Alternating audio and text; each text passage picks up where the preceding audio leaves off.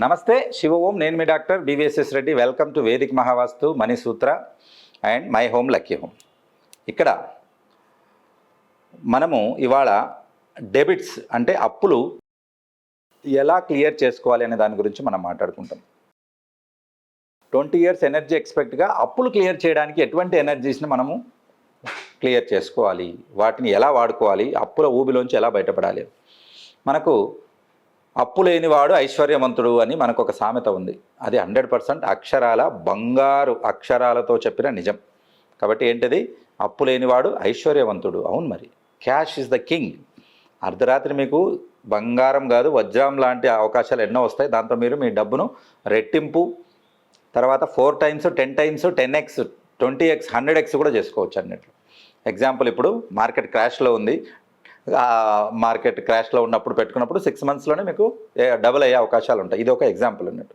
కానీ ఇక్కడ అప్పు లేనివాడు ఐశ్వర్యవంతుడు అని చెప్పుకున్నాం. కానీ ఇక్కడ ఉన్నటువంటి దైనందిక జీవితంలో ప్రతి ఇంట్లో ప్రతి ఒక్కరికి కూడా అంటే సంసార జీవితం లాగే అందరికీ కూడా ఓనర్స్ కావచ్చు, ఎంప్లాయీస్ కావచ్చు, మిగతా బిజినెస్ పర్సన్స్ ఎవరికైనా కూడా అప్పు లేనిది ముందుకు జరగడం అనేది అసాధ్యమైపోయింది.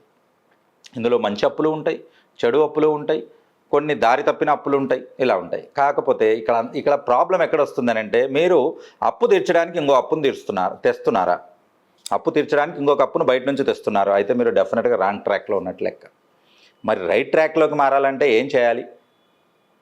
ఈ ఎనర్జీ గేమింగ్, మన ఇంట్లో ఉన్నటువంటి ఎనర్జీస్, మన బాడీలో ఉన్నటువంటి 7 చక్రాస్ ఎనర్జీస్కి ఈ అప్పులు తీర్చడానికి కావాల్సిన ఎనర్జీస్కి ఉన్న సంబంధం ఏంటి, వాటిని మనం ఎలా వాడుకొని వీటి నుంచి వీలైనంత తొందరగా బయటపడి అప్పులేని జీవితాన్ని మనము తయారు చేసుకోవచ్చు. ఈ వివరాలన్నీ కూడా నేను ఏప్రిల్ 13వ తారీఖు విజయవాడలో నేను క్లాస్ కండక్ట్ చేస్తున్నాను, హోటల్ ఐలాపురంలో. ఈ క్లాస్లో రిజిస్ట్రేషన్ చేసుకోదలిచిన వాళ్ళు కింద కనిపిన నంబర్లకు కాల్ చేసి వెంటనే రిజిస్ట్రేషన్ చేసుకోవచ్చు. విజయవాడలో కలుద్దాం. శివ ఓం.